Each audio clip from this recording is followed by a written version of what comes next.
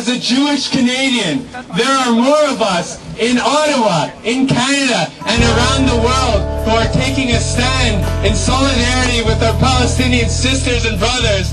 It's hard for me to find the proper words to describe my outrage right now.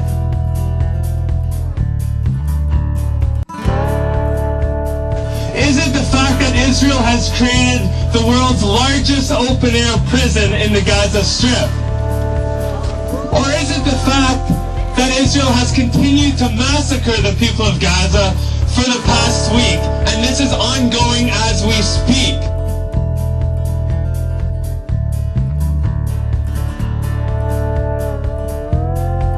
Maybe what I'm most angry about is the fact that Israel's bragging to the world about how effective their propaganda campaign has been to legitimize these massacres.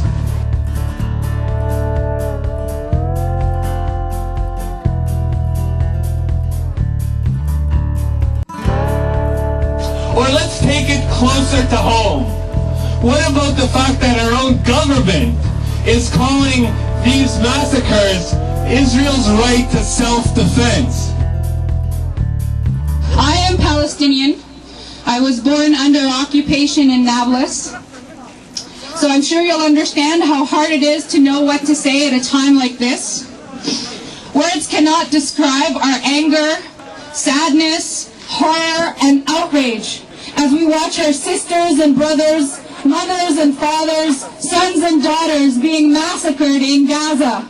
It's really important to be here all together with the people of the world, to say no to this war, to say yes to peace, to all the world. At our last convention, we adopt a resolution to support the boycott, the divestment and sanction against the Israeli apartheid government. The Gazans and all Palestinians and all people of good faith around the world will continue to stand for justice and for the justice of international law under Articles 146 and 147 of the Fourth Geneva Convention, regardless of what they say in this building, regardless of what they say in Washington or The Hague.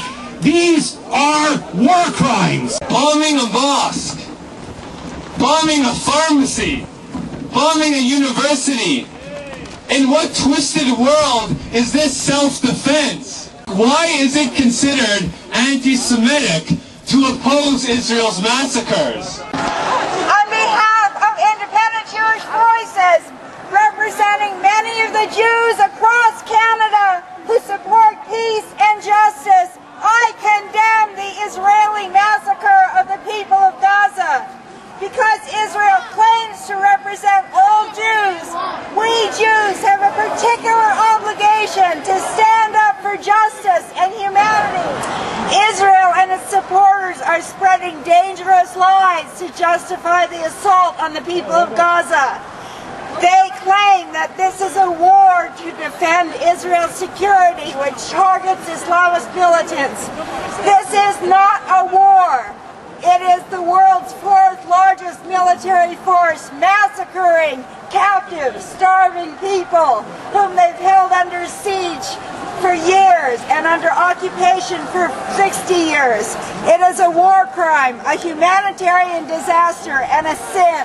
As bombs continue to drop as we speak in Gaza, we must act, and we must act now. We need to organize in our synagogues, in our mosques, in our churches, in our workplaces, in our schools. Now is the time when we have to be strong and stand in solidarity with the Palestinian people.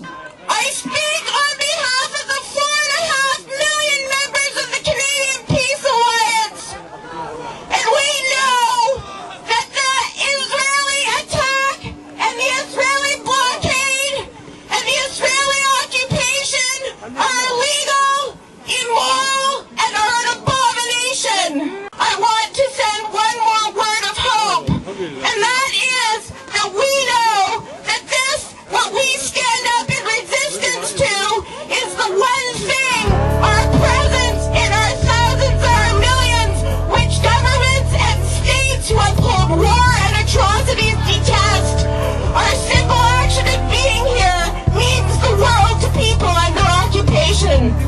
You ask me how it is that I dare to take a side. You say I loathe myself, pointing out that you have lied. You say it's tribal warfare, but I disagree, for the dynamics of the situation are not difficult to see. On the one side is the fighter jet, on the other is the stone. On the one side is the slave, on the other is the throne. For the many there are checkpoints, while foreign soldiers rule the streets. For the one side there is victory, but the people don't accept defeat. The word you need to know is occupation, the very definition of a land without a nation. And if peace is what you're after, then let us not deceive. It'll come on the day the tanks return to Tel Aviv.